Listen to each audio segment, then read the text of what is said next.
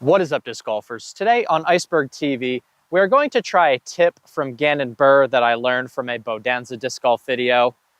BODANZA did a video where Gannon Burr was helping him with his backhand form, and I want to focus on one single piece of that video and come out here and try it for myself, because in my mind, this one tip made a lot of sense for a few different reasons, and I'll explain that to you in just a second, but let me play the clip for you first. But here's the first. So the one thing I see is that when you're pulling through like this with the disc like that. Try to get the disc to be like that. It allows you to get your elbow a little higher up. If your arm's like that, it's hard to get your elbow up without being in an uncomfortable position. So tilt it down like that when you're pulling through. So you see a lot of pros, they reach back and pull through like that. We'll go here, reach back like that, and we'll pull through like this almost, because it allows you to get tighter to your body, and especially with your shorter arms, it'll be easier to get the disc tighter and the elbow out and create that pop if your arm is like that. So tilt the disc vertical like that.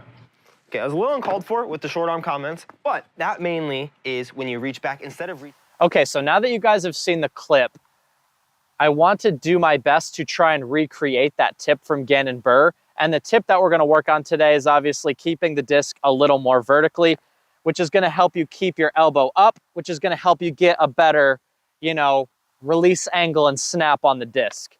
Another thing that I think is really cool with this tip is when you're forced to try and hold the disc flat the whole way through, and you're kind of holding it here, the only mistake that you can make, and if maybe you don't have the strength or the grip or whatever the case may be, nose up is the only way you can go.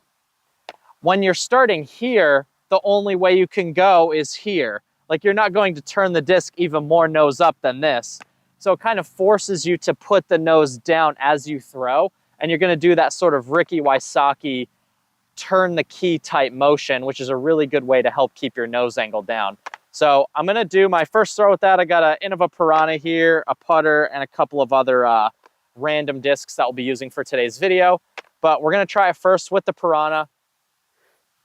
It's chilly, it's raining, but I wanted to come out and try this. I felt inspired.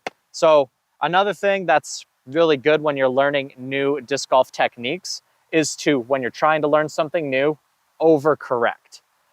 When you overcorrect, you force yourself to learn how it feels, and you're forcing yourself to make the change you want to make. So if you overcorrect, you kind of are moving a lot closer to the direction you want to.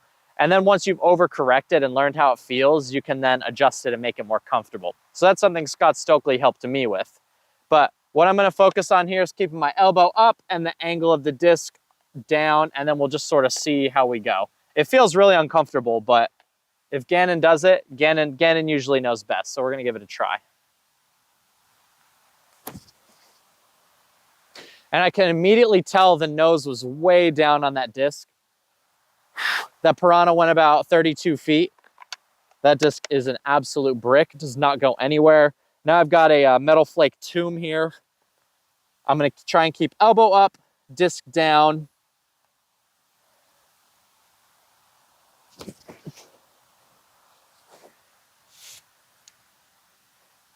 When you have the disc like this, your natural motion is 100% to turn it and have it come out the way it's supposed to. And it really feels like a nice way to help keep the nose down, especially when you're able to keep your elbow up a little bit easier. It feels like it's something that's pretty natural and intuitive. Let's give it a throw with an actual driver here. We'll go with the Zeus.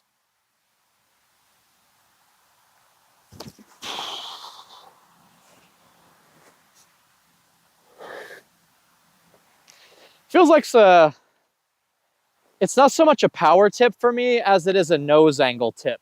I've got a blunt nose Wraith and what I believe is a pre-flight number Star Wraith here. It's got my high school mascot died on it. I found it at Played Against Sports. So we'll give this guy a throw here. But it really feels like my nose angle is coming out really good.